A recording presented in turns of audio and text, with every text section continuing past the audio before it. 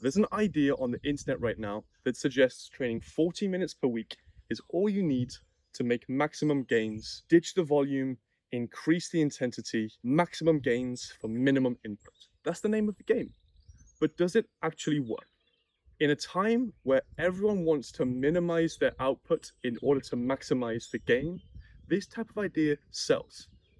The issue, it is likely not the best method for you watching this video.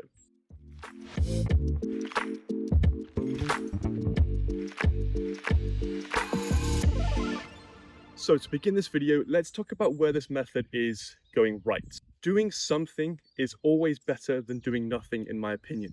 So if this method gets people moving off the sofa, it gets a thumbs up from me. But overall, I think this method is not suited for the overall population. You can do much better than just try really, really hard with not that much, and I'm going to explain why. So let's get into where this message falls short. And before I begin here, I want to preface that I'm not trying to be some kind of movement pessimist here. I really do want people to train, to work hard, to push themselves. But there are ways that are sustainable and with a focus on longevity.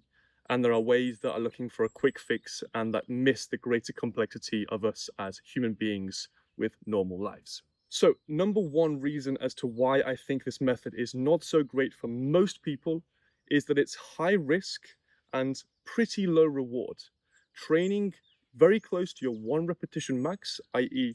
a high intensity, regularly for multiple sessions per week, week on week on week, is incredibly specific training. It's incredibly stressful for your nervous system. And if you do not have amazing recovery capabilities, i.e. you don't have a stressful job, you don't have a family, you won the genetic lottery, it's very unlikely that you're going to recover well from this training load. Therefore, the risk comes in. You risk yourself overtraining, burning out, and even worse, stressing out your connective tissues and your body to the place where you may injure yourself. Now, again, I do not want to be pessimistic. I do agree that training intensely is an amazing way to push yourself, but there are ways to do this with undulating variability.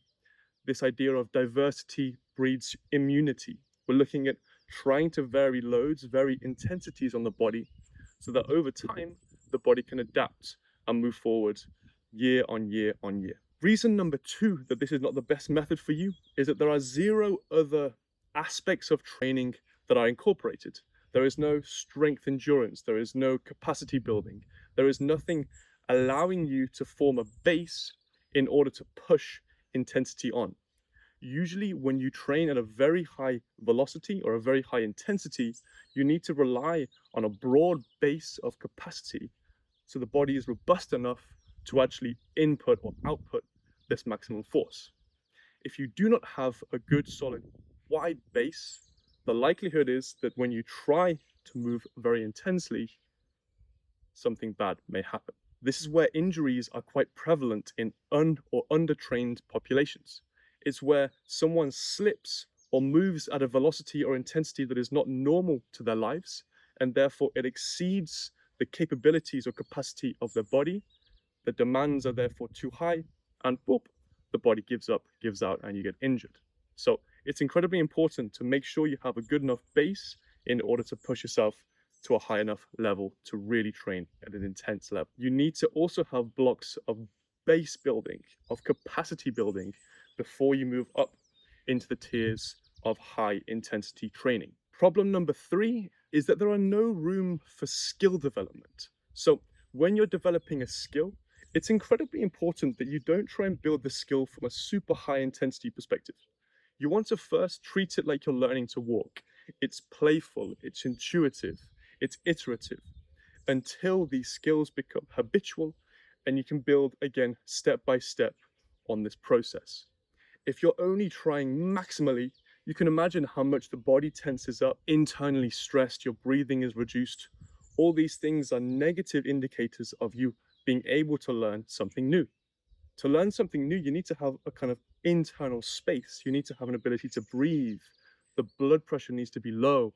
All of this needs to be moving you in a direction where you can actually improve and increase your capacity towards something. Problem number four, plateaus.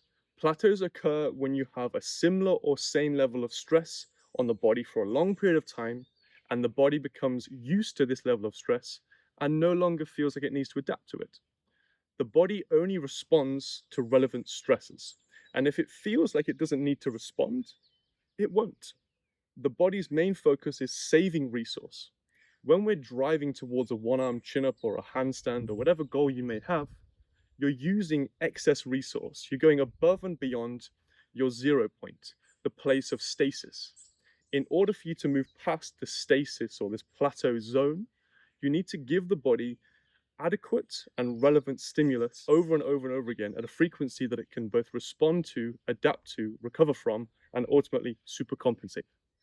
If you do not do this and you do not vary the stimuli, it's likely you will plateau incredibly quickly, and the body will either say, this is not strong enough, or this is too much, and either way, I don't want to go any further. Issue number 5, it's psychologically incredibly draining, giving 100% or as close to 100% every single session, every single time. One of the great things about training is variability. Now, for example, let's say I go into a session and it's a high intensity session. I have to psych myself up to give and really commit to 100% effort. The next week or the next phase, I may give low intensity and a higher volume, where I'm just looking at every single rep. I'm able to really focus and breathe, and I'm not psychologically drained from the input. Now, imagine if professional athletes who are basically having their lives controlled, their sleep, their nutrition, their training plans, the stresses in their lives are all controlled and conducive towards this ideal endpoint.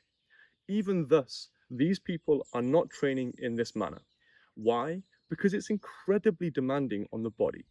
Now, if we take a look at us, these normal people that are training, pushing ourselves in normal lives, how can we expect to push ourselves to an incredibly high intensity and expect our bodies to respond in a positive way? We have to, again, undulate efforts, undulate loading, the same as the seasons of the year, the same as the times of day, the same as how our moods change week by week, day by day. We have to undulate stresses on the body in order to have long-term development in a healthy manner. Problem number 6, this method, if we can call it a method, it simply ignores context. It ignores things like training age. It ignores things like injury history. It ignores things like preference and goal and specificity.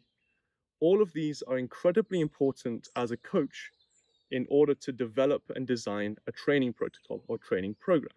If you don't take into factor these elements, it's likely you're going to miss the ideal mark for the client you're working with. For example, when I have new students, we complete a movement score, an assessment that ranks many of these key aspects of their physicality, and it gives us data in order to have a conversation.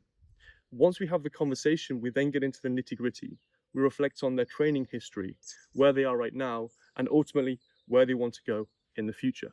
These conversations and this data is incredibly useful for me as a coach to then develop a plan relevant to the individual in front of me. If I just say, yeah, just try really, really hard a couple of times a week on all of these things and hope for the best, not a well-designed protocol, in my opinion. One key aspect to understand is this.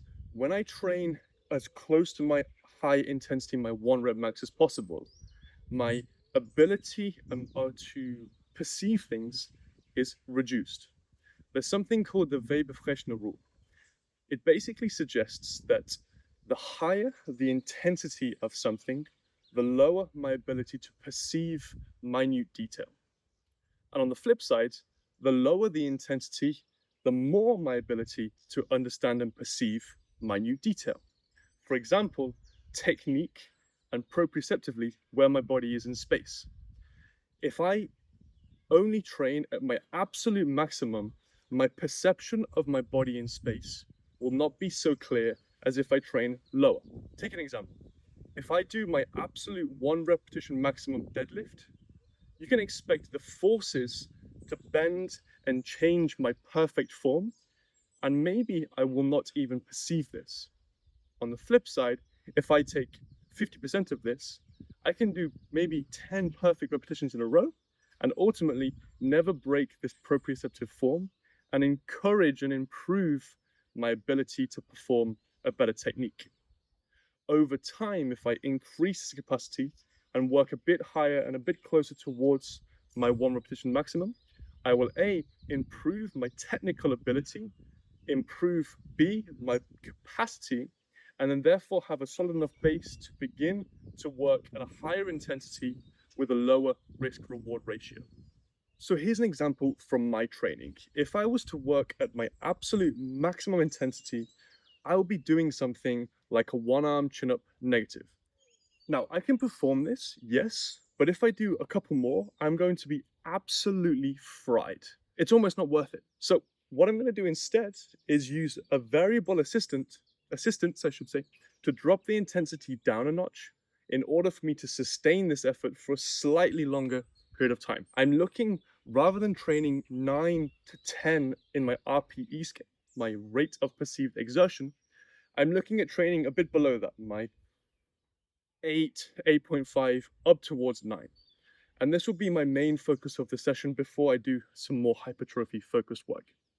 In this way, I can balance my output compared to how much I can recover, and ultimately sustain my progression week on week for a longer period of time. So is there actually anything to take from this method or this protocol? Well, now I'm not saying this is not useful to anyone. Of course, it will be useful for a small subset of people that have a huge amount of resources in order to recover from an incredibly high training intensity. There is a time and a place for low rep, high intensity training. And it's when you're looking to peak your strength or your power in order to direct it towards a specific focus. But this is not all year round. This is in small times of the year. This system, of course, does remind us, A, you don't always need to train for hours upon hours. B, intensity matters. And C, simplicity can be incredibly powerful. But that's it. You need to make sure you're working with someone that can help you for a long period of time in order for you to build your body to a place where it has a great base, it's skillful, and ultimately it's physically intelligent. It's not just a crushing machine that tries incredibly hard, not very often. Let me know what you think in the comments down below. I felt compelled to give my own video in response to this. I had a lot of questions on this on Instagram. I did a story and we had some great conversations there in my DMs. I think it's a really important topic to understand for yourself how to curate a long-term practice that's conducive to building the body you want, both relating to aesthetics, but also skill and strength. We don't want to be a one-trick pony, in my opinion. We want to have this broad spectrum of capability where we look good, we feel good, and we can perform in the areas that we wish to. Thanks a lot for watching. Make sure to like, comment, and subscribe, and I'll see you in the next one. Keep figuring things out.